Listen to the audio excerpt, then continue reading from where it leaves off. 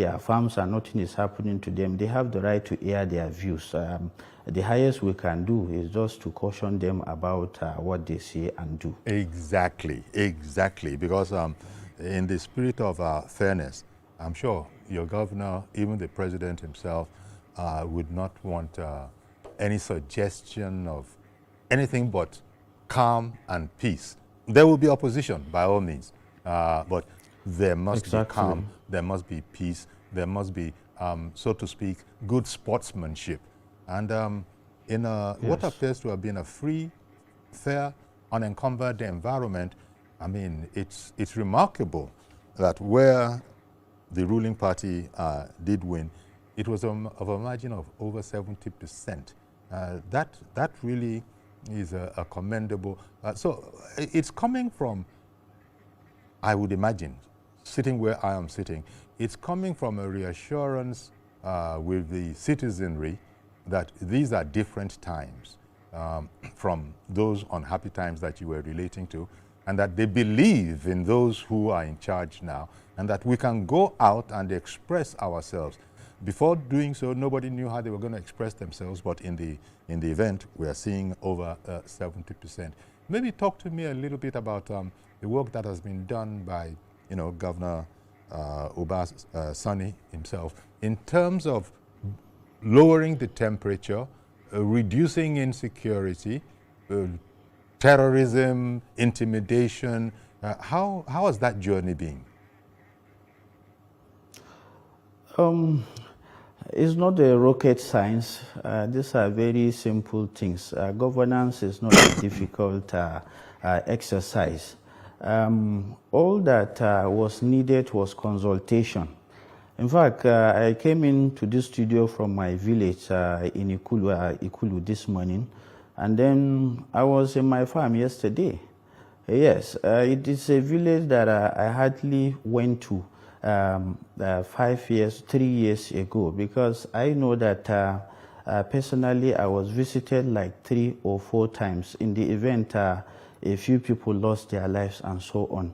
So, but now when Governor Uba Sani came on board, the peace, Kaduna peace model is an aggregate of certain elements that are not difficult to come by, which is to say that, number one, the beautiful thing about democracy is participation. When you bring people on board and you listen to their grievances, you listen to their stories, and then you consult with statesmen, people who matter in society, realizing and acknowledging the fact that you cannot do it alone. Just last month or so, General Zamani Lekot, the former military governor of Rivers State, said to me, he said, Francis, I like Governor Uba Sani for one thing. We're not expecting much from him. All we're looking for is for him to consult with us so that we can tell him what we want, so that those things can be aggregated and so on. He called us the elders. He listened to us, and I'm happy with his style of governance. It's the same thing he does through town hall meetings, in consultation with the federal government, with the chief of defense staff, with the national security advisor. They listen to people, they listen to their suggestions, they listen to the way out. And that is how we came about the Kaduna peace model.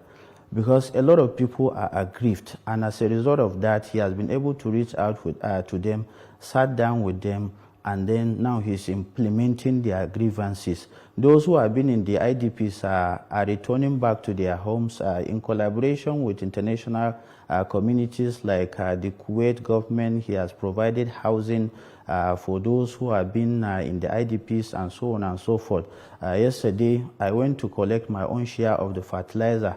Only 2 weeks or so, he gave out 400 trucks of fertilizer to farmers across Kaduna State, and then they have been thankful about it. So it is not that he's doing something extraordinary. These are little things that needed to be done. But before him, those who were in the saddle thought that they could do it alone and so on. So this is just what he has been doing, and then the people are happy about it. Wow. Okay. In fact, some of our reporters, went to town speaking to people in Kaduna. Let's play this excerpt now. $62.8 million education grant. Kaduna emerged as a major beneficiary of the $62.8 million Reaching Out of School Children project, funded voluntarily by the Kuwait Fund. This bold move will return thousands of children to classrooms, especially in conflict-affected communities. The governor commissioned 500 fully furnished homes, along with schools, hospitals, and clean water systems for victims of banditry. These achievements are not campaign noise. They are visible, verified, and people-focused victories. Okay. Well, actually, I thought it would be a different report where people had gone to town to speak to the electorate. But even that report, it's a significant improvement, shall we say, on what used to be before.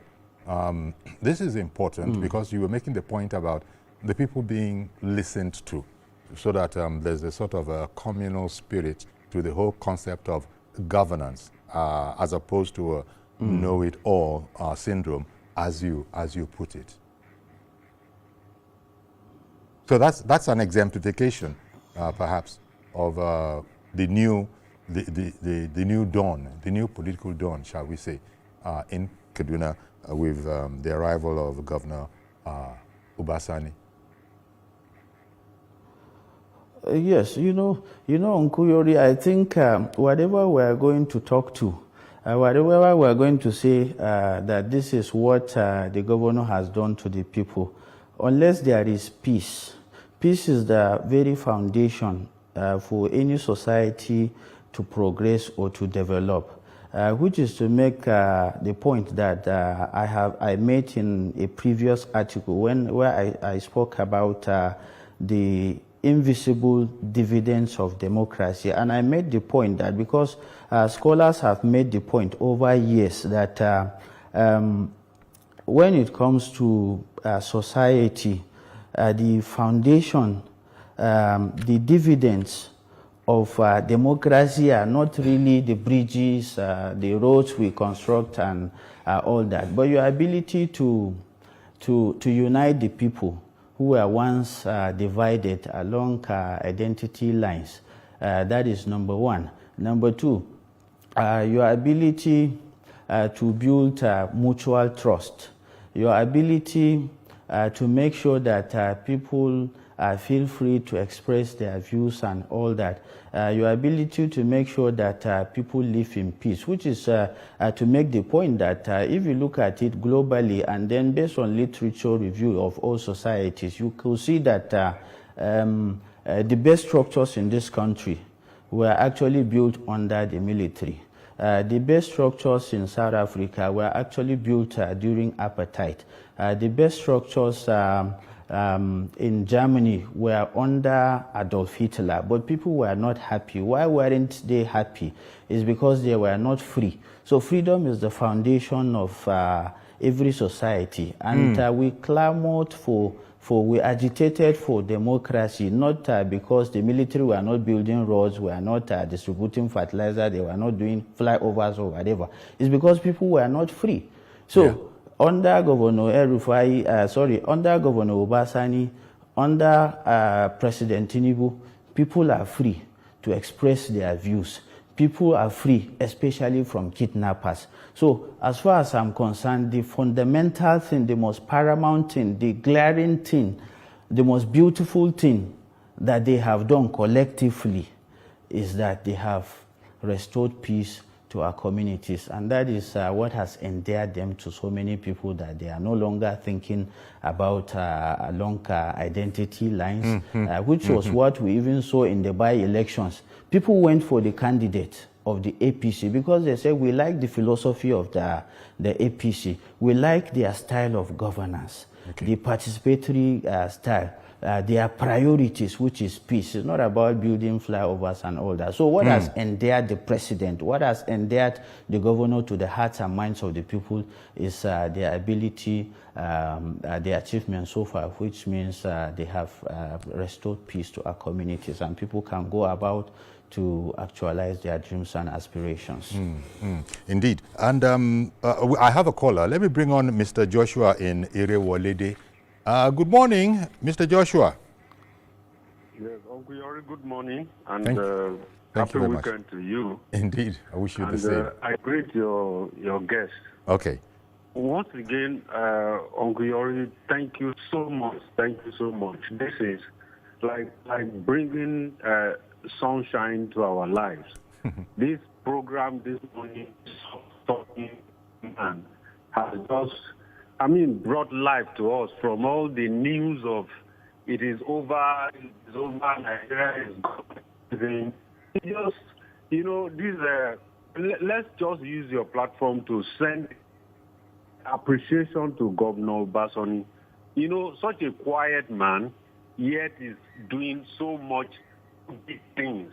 Kaduna is such a strategic state in Nigeria that if you can get it right in Kaduna, it's like, and we really, really appreciate him. Everything I've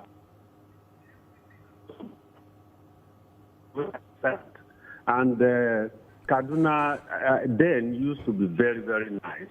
The things That's just right. That's degenerated. right. Yes. Now today, this man is turning things around, and what he's saying is carrying people along, not feeling that you can do it alone. Consultation, right? Not allowing people to feel that they are left out of governance. Asking them, what do you need? He said it's not rocket science, and actually it's not rocket science. But why are some people not able to do it? I would only appeal that the other governors in the north, they should adopt the template of that governor. Not see it as a rivalry or whatever it is. If they can connect to that template, they will nip in the bud the issues of these banditry that is ravaging the north. That governor is exceptional. That governor, God bless the man. Thank you so much, Uncle Yori, and thanks to your guests. Thank you. Keep the peace and let it continue to move on until the entire north is covered. Thank Indeed. you. Thank Happy you. weekend. Same to you. Thank you very much, Mr. Joshua, out of Irewolede. I'm sure those must have been warming words to your heart to hear that. But can we, because of what, the sentiment that he expressed and also what you had said earlier, can we say that those, going back to the matter of identity politics, the whole Muslim-Christian divide, resolving all of that so that people do or can conduct themselves very much the way we are hearing this morning, is that a work in progress, or can we say we have crossed the Rubicon on that and gone back to the days when the Muslims were there, the Christians were there? Kaduna has always had a very strong Christian presence, and so to that extent we are returning to those good old days. Is that what we should understand? Yeah, it is a work in progress. We can't say we have made an achievement. That is not true. It's something that is a project that all the times we need to be working on. It is a template that has been set up by the governor, which is why if you go to the streets in Kaduna and the rural areas as well, people have been praying, saying all kinds of things, sending goodwill, praying that this template continues in 2027 and so on and so forth. Okay. You are a witness to what happened, to the tensions we had before the elections in 2023, when the issue of the Muslim ticket came up. within the Christian constituency, the Muslim cluster and all that. People were quite agitated. People were worried because people use their identities to victimize others, which is why everyone tries to make sure that they have their own in the kitchen of power, so that at the end of the day they will not go hungry. But this has, I think, with the style of governance of both the president and the governor of Kaduna State, we have come to a realization of something, at least one, namely that now we can actually overcome this issue of identities, this issue of tribalism.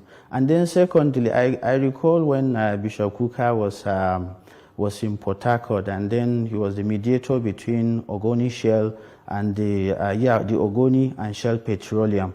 And then part of the recommendations that were made, because in Nigeria, people believe that for you to be represented, you need, one of you need to be appointed into government, which is to say that when we feel marginalized, for instance, in my village, we can reach out to the governor, and then the governor may decide to say, okay, let me make one of you a commissioner, a special advisor or so.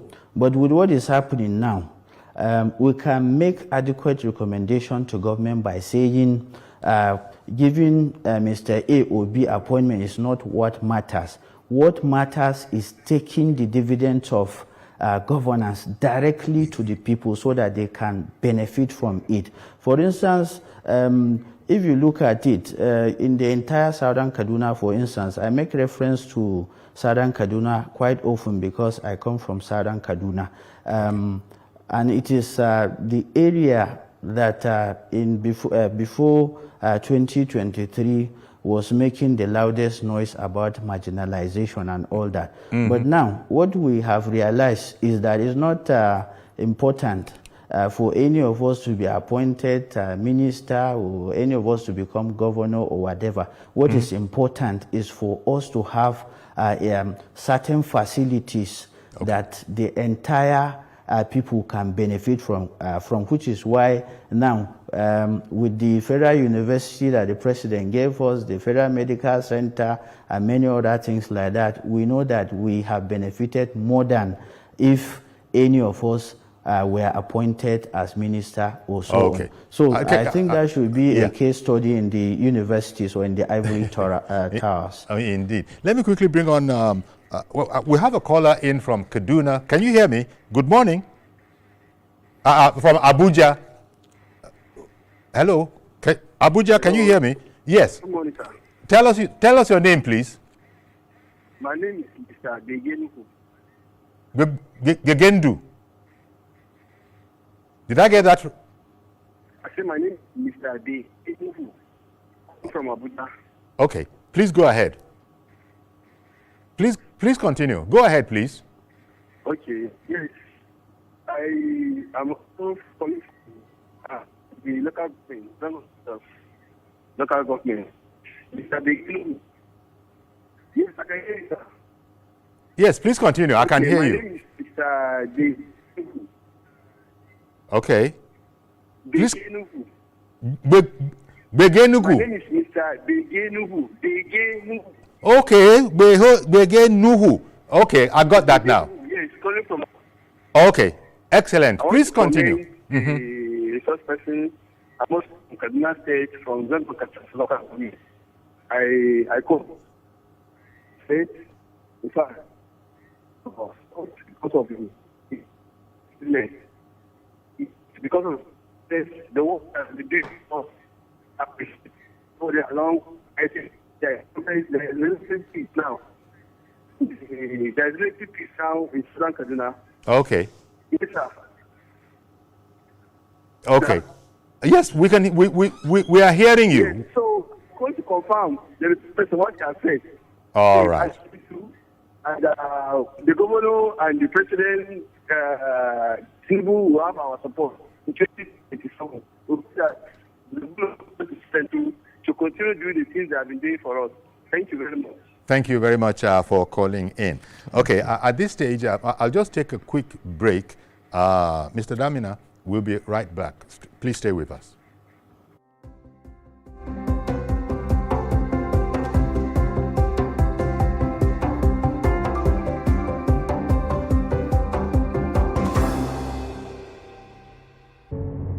Doubt and fear doesn't occur at the canvas, it shows in the canvas. It shows the conation of raw earthen material slabbed, stroked and molded at a pace provided by the doubt and fear. Every move way in the struggle of one to the other, merging the past to the present, brushstrokes of colors seen but not known. For when the wailing stops, the pieces settle down in abject beauty erected for a century of a century. Speaking, advocating, protesting as the arts are meant to be.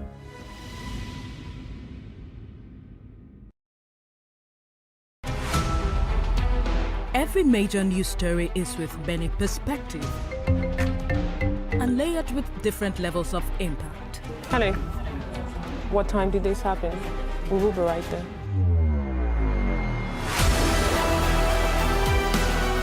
At TVC News, we follow the big and major news, gathering the facts, witnessing the outcome. I am here live at the aftermath of the approval of the new national minimum wage. We are TV Station of the Year, not just for breaking news, but for being first, fair and accurate. TVC News, first with breaking news.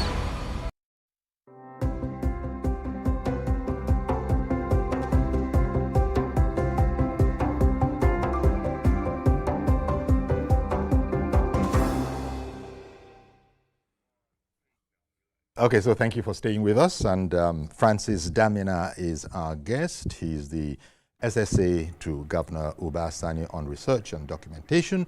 And we're looking at a sort of a very large improvement on the concept of identity politics as it relates to Kaduna.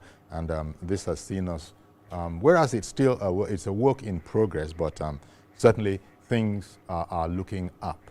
And you were saying at the top of the program that you don't foresee any deviation politically when it comes to 2027 elections of any difference from the results that we have got now. But then, of course, it goes without saying, the ruling party in Kaduna is going to have to be quite busy to sustain this momentum.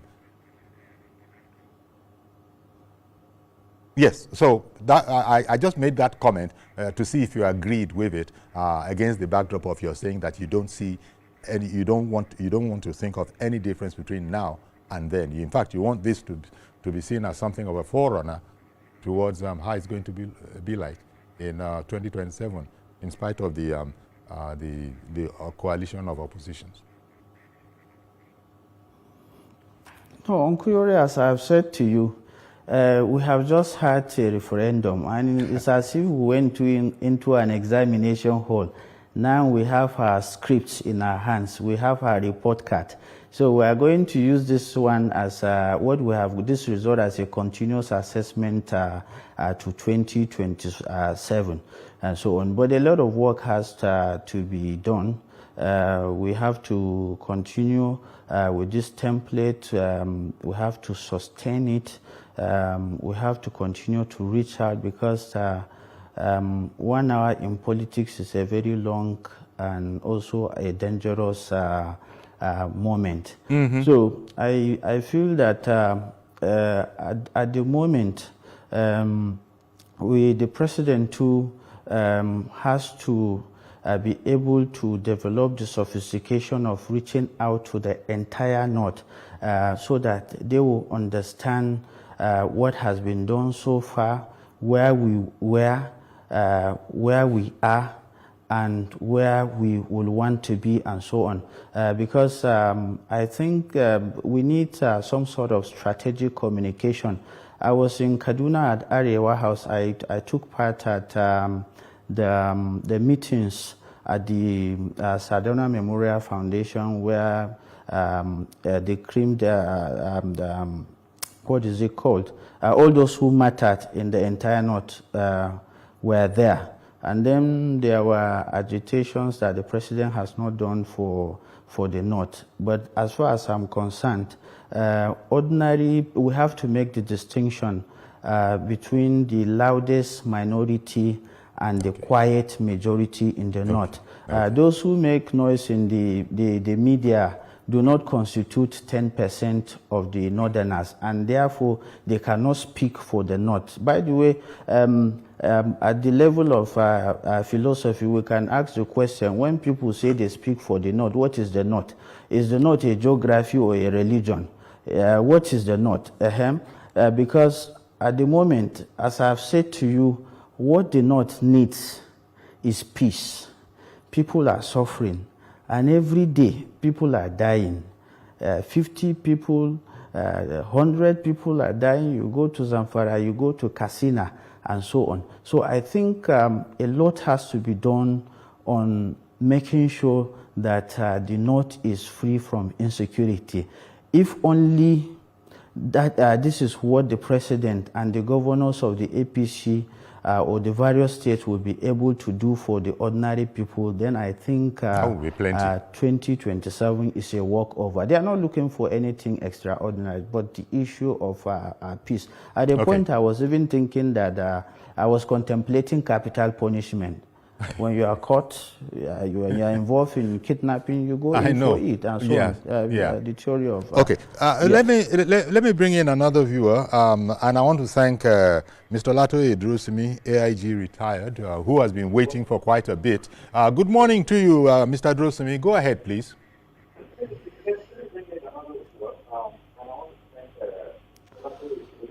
Mr. Idrusimi, you must help us. You must mute your television. Good morning. Good morning, sir.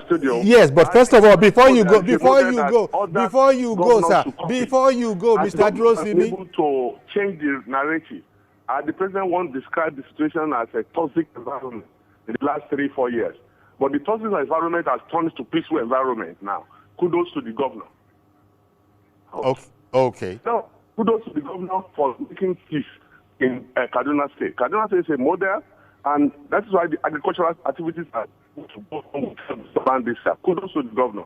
I think other states in Nigeria, especially the northern states, should go to that governor and copy this model. It is worth copying. Okay, indeed. Thank you very much. Can you hear me, by the way? Mr. Idrusimi, can you hear me? Yeah, I can hear you. Okay. All right. Well, thank you very much, because yesterday and today, as I was trying to interject and say something, you just continued, so I got the impression that it's a one-way channel that seems to be open. But thank you very much for assuring that, yes, indeed, you could hear us. So thank you, and so sorry about yesterday, but just keep on calling in. Okay, so, well, you can see, Mr. Damina, we continue to get viewers commending the attitude of the governor in that place, in Kaduna, and in fact going as far as saying that it's so desirable that they're even recommending it to, other places in the north. Well, even though I imagine that everybody wants peace. It's not just Governor Uba Sani. Everybody wants peace. It's just that, what are the terms of this peace? As you have, you gave us an insight, a hint, when you said that, well, Uba Sani's style seems to be, come, let's reason together. Let's reason together. Let me hear what it is, and we can take it from there, as opposed to, as you put it, a know-it-all kind of an attitude, which never leads. This is a point that has been made by some, and most of the people that follow this program are very keen, shall we say, lovers of current affairs. So they are aware of what is going on. And so they see the potential that you are sharing with us this morning for peace. And especially as you're not going to relent on, you're not going to rest on your oars, you're going to keep on sustaining this, and we just hope for the best as we go towards 2027. But you don't need me to tell you that it's a serious work that needs to be done. You're going to have to be reiterating it, not letting up, so that everybody knows that these are the times that we've hoped for. Now they're beginning to approach, and we're not going to let go of those terms. Is the governor ready to work in that kind of way? As you can see, the reflexes all around him. He's not an arrogant governor. The very first time he came on board, or when he was elected governor, he was able to reach out to all those who matter in the state, and then he called on all of them to come and help him. As I've mentioned to you, they formed an elders consultative forum, Kaduna State, and from time to time he meets with them. These are people who have distinguished themselves in all walks of life, in various departments of life, in various disciplines. People like, only yesterday I saw in the news, he's in collaboration with the Bishop Kuka Center for Peace. And then, as I said to you earlier, he has been reaching out to people like General Lecord. The last time, I think General Lecord lost his son about 3 weeks ago. The governor cut down his schedules, came back to Kaduna, and then visited him. People are not looking for money, people are not looking for anything extra, but you have to respect them. A good life. No matter, yes. yes, and so on. So he has been reaching out. So it's about consultation, it is about participation, it's about listening before. It helps in formulating policies by the government, so that at the end of the day, it will be that these policies we have formulated are policies that the people participated in. Even in the aspect of the Kaduna State peace model, there are people who have taken to kidnapping and all kinds of convoluted things. They have their grievances. The governor was able to sit down with them. He listened to them. Some of them complained of lack of social amenities. As a result of that, he has been trying to reach out to them, which was what led him to so many collaborations with international bodies like the Kuwait Foundation also, which last month or so they were in Nigeria. They were able to build a massive housing for all these aggrieved people, especially in the IDPs and so on. So it's not a very difficult model. Yes. It's a simple. Okay. Yes. Waiting to join the program now is Bella in Benue. Good morning, madam. Good morning, sir. Please go ahead. Good morning, the guest. Yes, okay. I'm very happy. Hello? Yes, that is Mr. Francis Damina. I'm very happy to hear that Governor Obasani has broken peace in Kaduna State. I was in Kaduna in 2003, 2004, when the former governor, Mohammed McCarthy, also broke up the same peace. I don't know, the formula these people are using, I believe all other state governors in the north should have adopted the same formula in order to do what they are doing. Because in those days in Kaduna, you cannot go to Kasuambelchi, which was the center of crisis in Kaduna. But immediately, Ahmed McCarthy came in, everything just stopped. You could walk to anywhere. He wanted army officers and policemen. All the places, the flashpoints were all covered. And now, Zango Katab is very calm now. In fact, my in-law is from Zango Katab.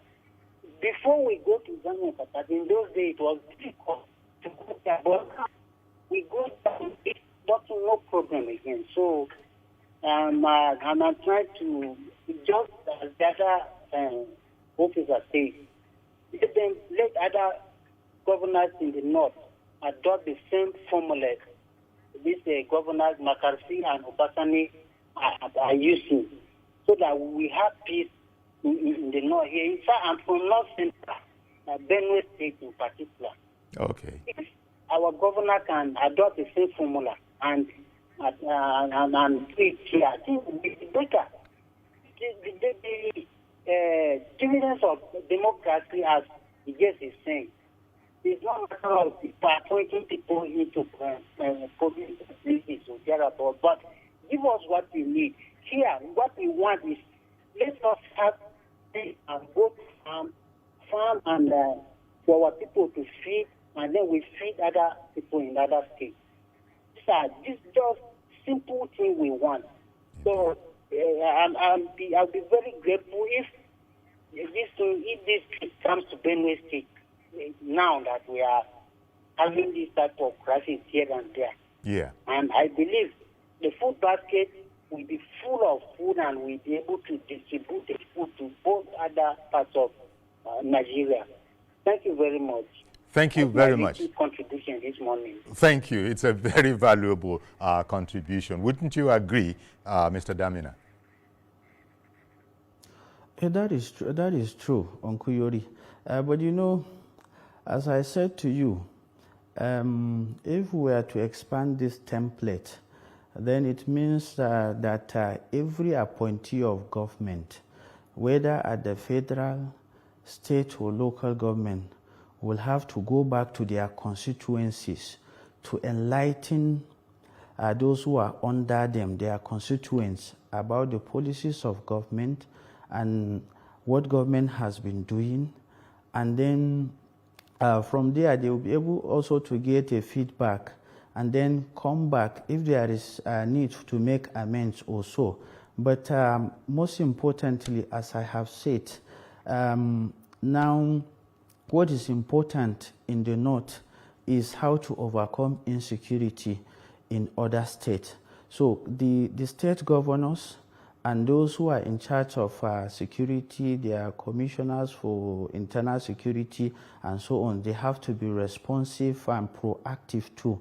From time to time, they can be called upon to account for their models and what they have been doing to overcome these challenges, because here in the north, we are not looking for anything extra. We just want to live in peace and then go on with our farming activities. Indeed.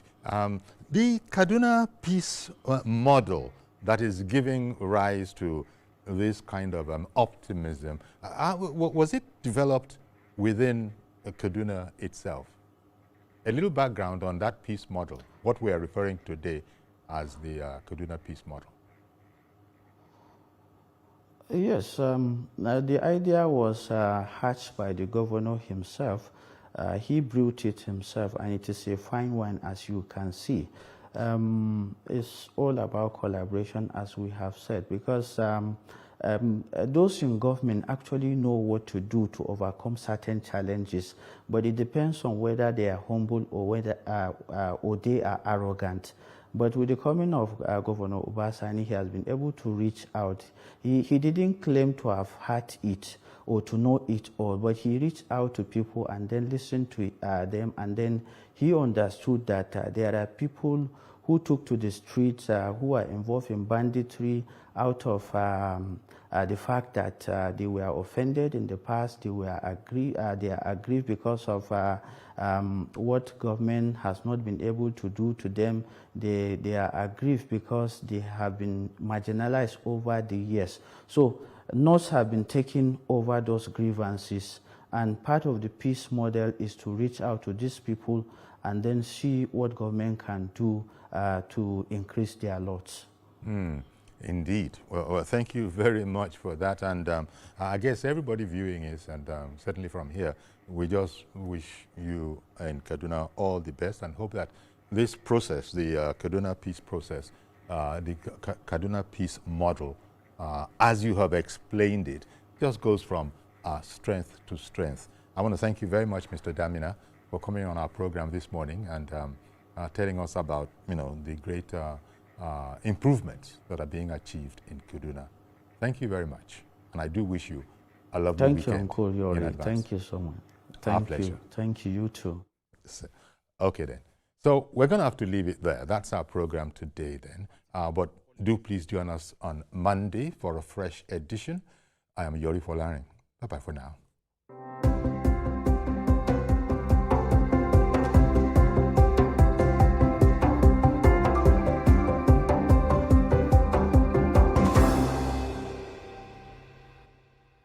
Following is a paid presentation by ShopX TV.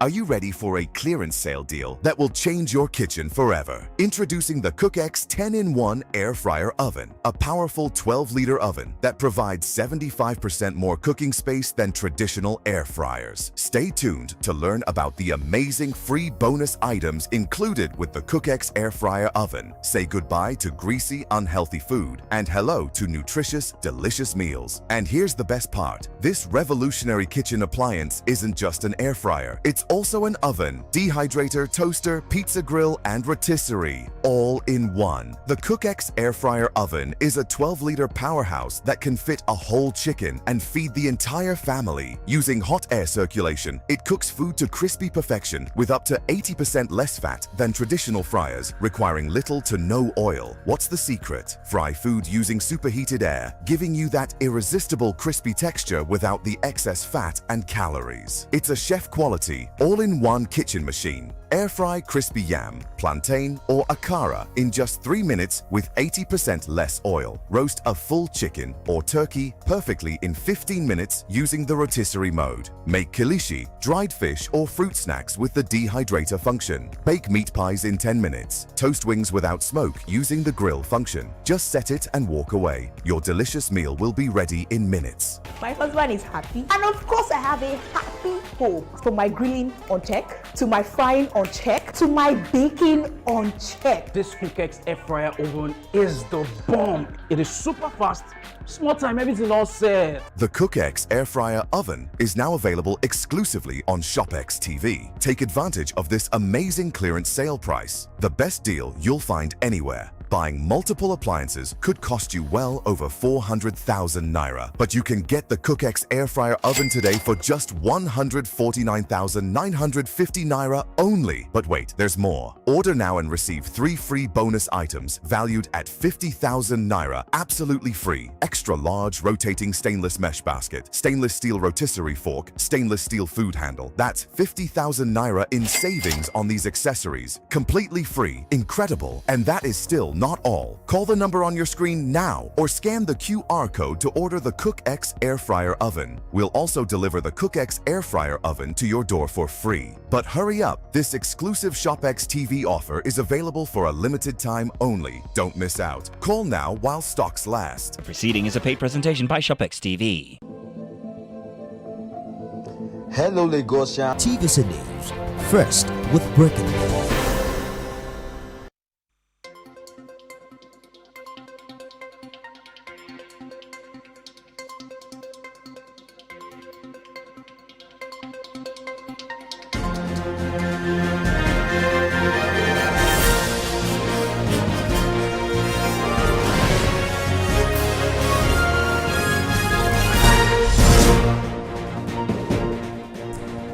Thanks for joining us on TVC Midday News. Let's begin from the southeast, where the governor of Abia State, Alex Oti, is calling for tougher laws to tackle drug abuse and trafficking.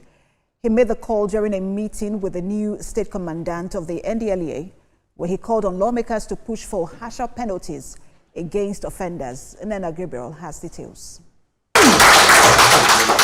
Governor Alex Oti says the fight against drug abuse must begin with cutting off the supply chain. The governor expressed concern that over 90% of crimes are linked to drug use, warning that without decisive action, the trend could worsen. The majority of the cases, in fact 90% of the cases of crime and criminality, when you get the people, you find most of them operate under the influence of substances. And, so if you want to deal with the crime, you better deal with the source. And that's why we consider it a very important role that you are playing.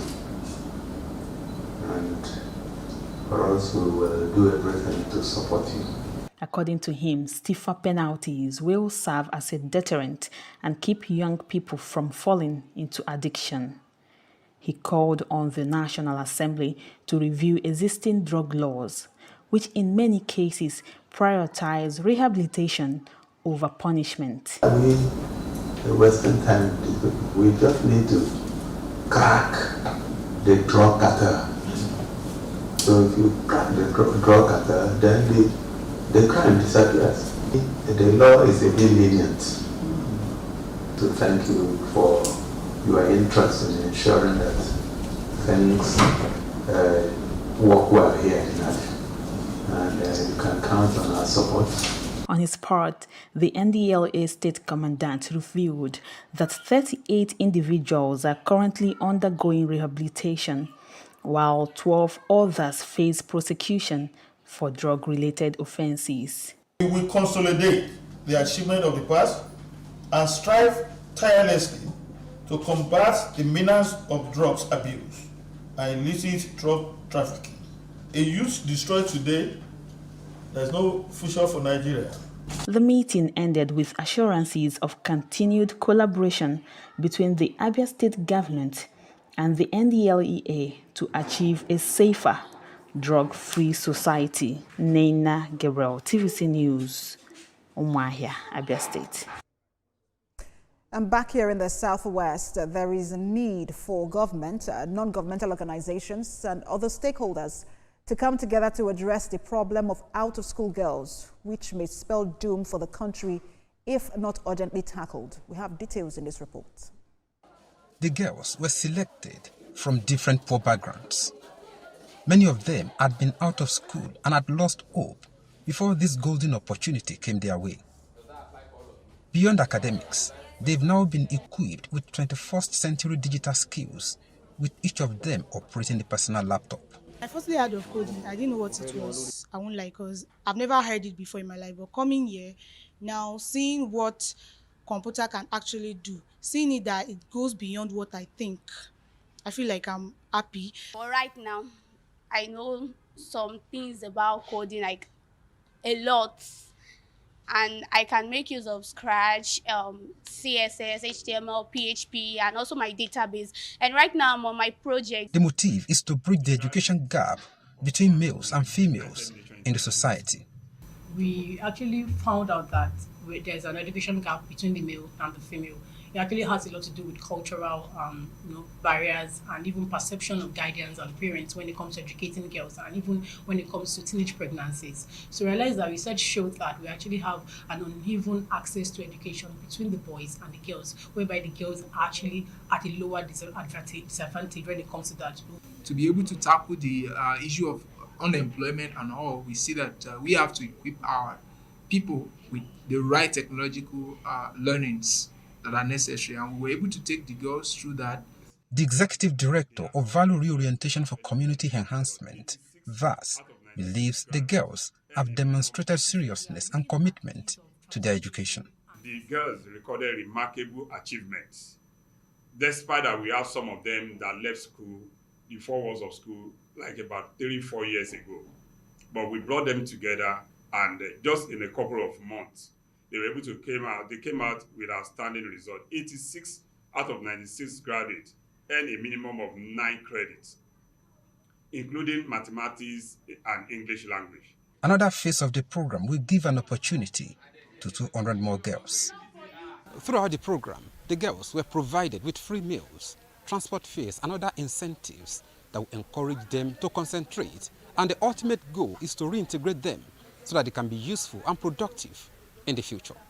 Rafiu Hamid, TVC News, Oshobo. Meanwhile, Muslim leaders in the Southwest have staged a peaceful protest against what they described as any form of military cooperation between Nigeria and the State of Israel. They staged the protest after a press conference organized in Ibadan. The press conference and the protest were organized to seek a solution to the humanitarian crisis and starvation in Gaza, with a call to end genocide in Palestine.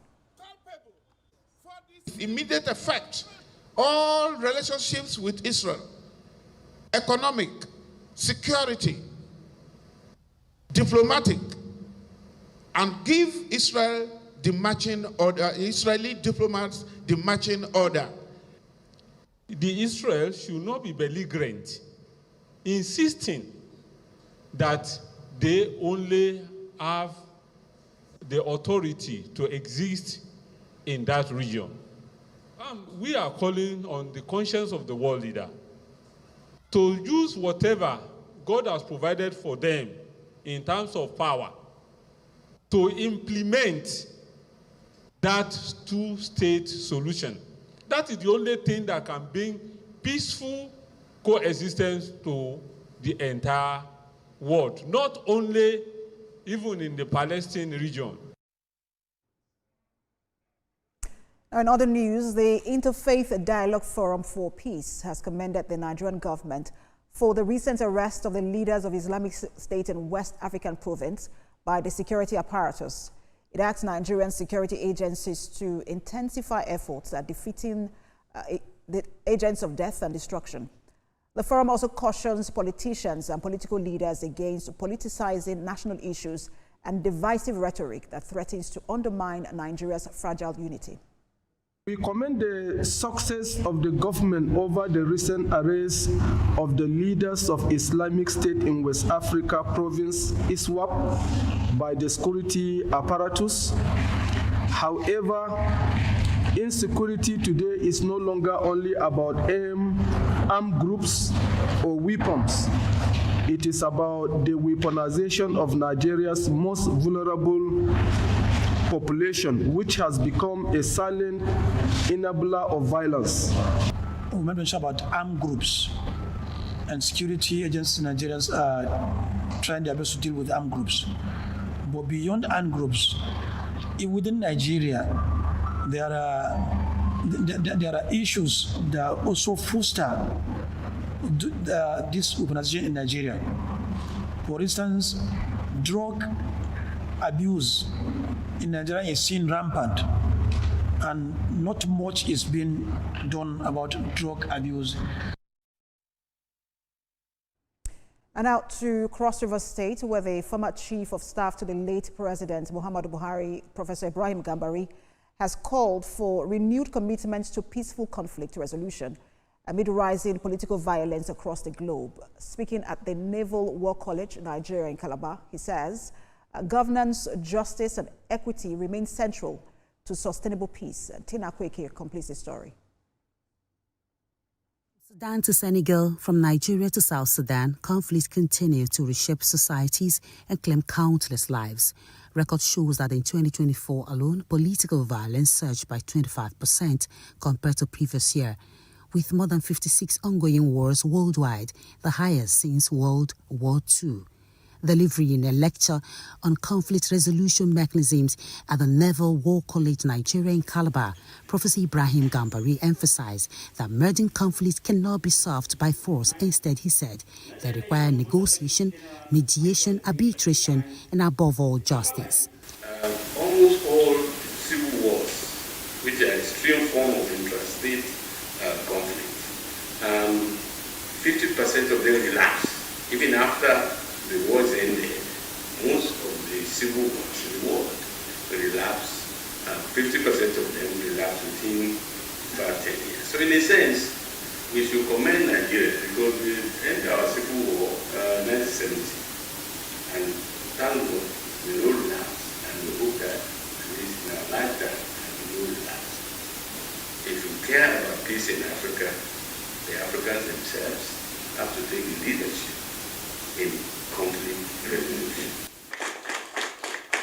The commandant of a Naval War College described Professor Gambari's lecture as timely, stressing that it equipped senior officers with the tools of diplomacy and dialogue needed. We appreciate you, sir, and I know particularly I have learned several things. I also speak for everyone here. Clearly brought out the areas which have been highlighted already, approaches to conflict resolution, mechanism for resolving conflict. Participants also engage actively with Professor Gambari, fielding questions and exchanging ideas during the interactive session. The foremost diplomat concluded that conflict prevention, good governance, and human capital development remain the strongest tool to avert violence in a rapidly changing world. Tina Akweke, TVC News, Calabar, Cross River State. You're watching TVC Media News. We'll take a break now and return with more stories in a moment. Stay with us.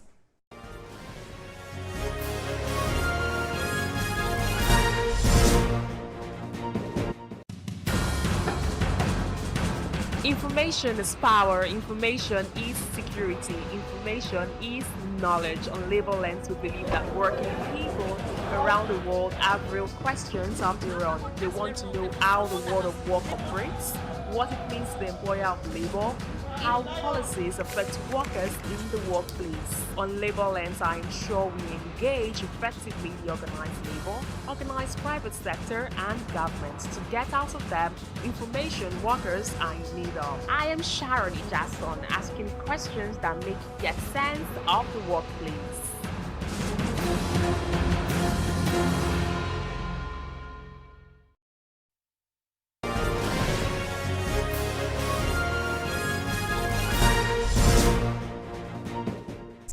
And thanks for staying with us. Let's turn attention now to other stories. The Vice President of Nigeria, Kashim Shettima, is leading a federal government delegation to the burial of the late Emir of Zuru, Mohammed Sani Sami Goma II. The Commissioner for Information and Culture in Kebbi State, Yakubu Ahmed, explained that a Janaiza prayer will be performed at a central Jumat mosque at Zuru shortly after Jumat prayers. The monarch, who is a retired Major General, died at a London hospital after a brief illness at the age of 81.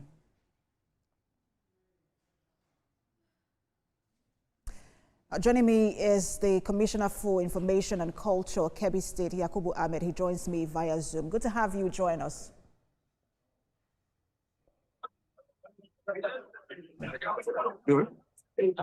Like you are joining her. Yeah, I'm joining you. Good afternoon. Good afternoon. I just wanted to get to your, what's the mood right now in Kebbi as the Emir is being buried today? Yeah, we are at the airstrip in Zuru.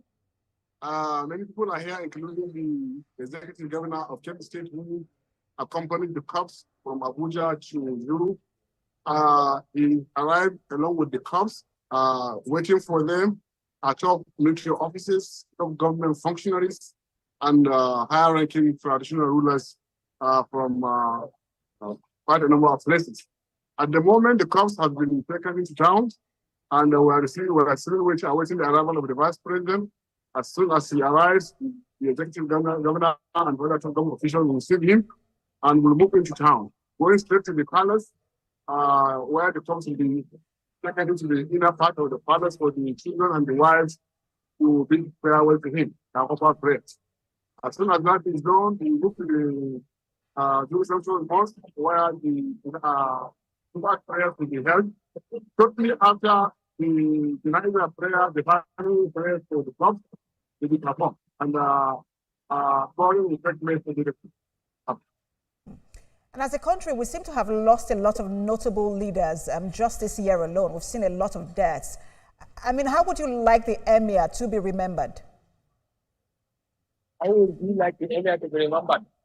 Well, the state Emir, Mohammed Sani Goma II, as you know, is very well known and respected traditional. It's one of the four distinct, highly respected traditional rulers. Before he became a regular ruler, as you know, he was governor, military governor in Bauchi, the old Bauchi state, from 1985. And while governor, he did very well, and that earned him respect from all and sundry. As you know, he initiated quite a number of developmental programs in Bauchi state, a medical outreach that is still being enjoyed. He also introduced a farming program back to land, and Bauchi and Gombe State are still also enjoying that initiative. We remember him as a very tough, fair, humanist, and very revered Emir in Kebbi State. Zuru is in serious mood of mourning right now. The number of people that have come to the airstrip to receive him, and the kind of fight in the town, and the number of visitors coming from far and wide are testimonies that he is highly respected. We are going to meet him. I personally been in contact with him on a number of occasions as Commissioner of Information. I visited Zuru While here, I visited him almost each time I arriving. I can say without any fear of contradiction that he is a very important person, respected, and he has paid his dues, contributed as a military officer, top one for that matter, contributed as a traditional ruler, and KV State and Nigeria should surely miss him. All right, thank you so much for your time, Honorable Commissioner for Information, Yakubu Ahmed.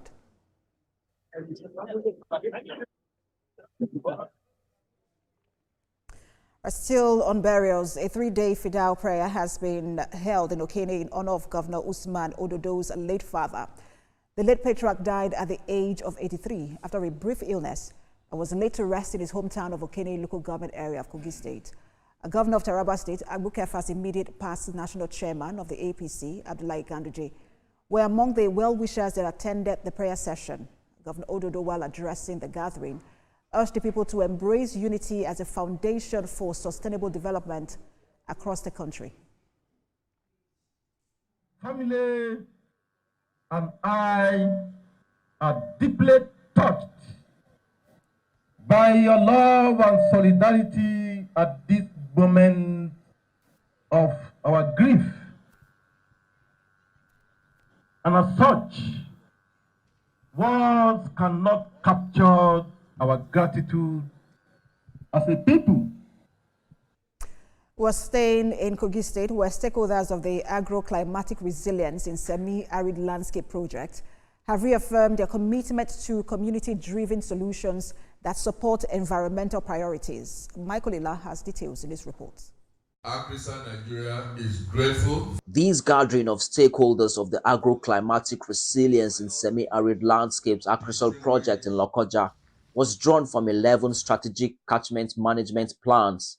The engagement was focused on the development of the Circuit Power Kaduna, Okwamada, Gurarak Bako, Lokoja Niger, and the Aloma Ebonyi catchments. Open up and share your views. The Agrisol project coordinator for Kogi State, Gladi Jato, said the week-long event will promote the adoption of sustainable landscape management practices in targeted watersheds across the region. Gully remediation works at Etahi, Ampa, and Omibo, we have successfully reclaimed about 11,064 hectares of degraded land.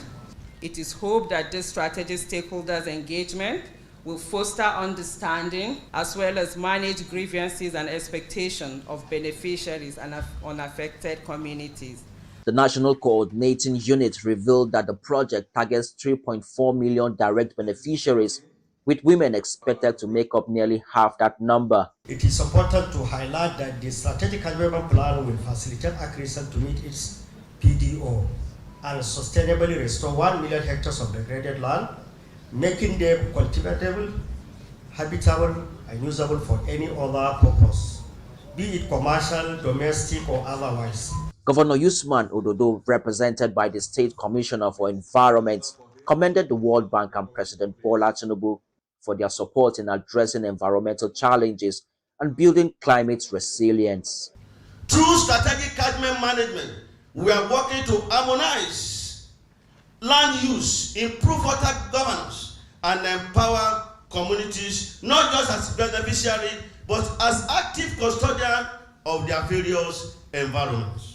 Agrisol says the engagement will foster research and monitoring initiatives to mitigate the impact of climate change, pollution, and other environmental challenges across the catchment areas. Michael Ila, TVC News, Lokoja.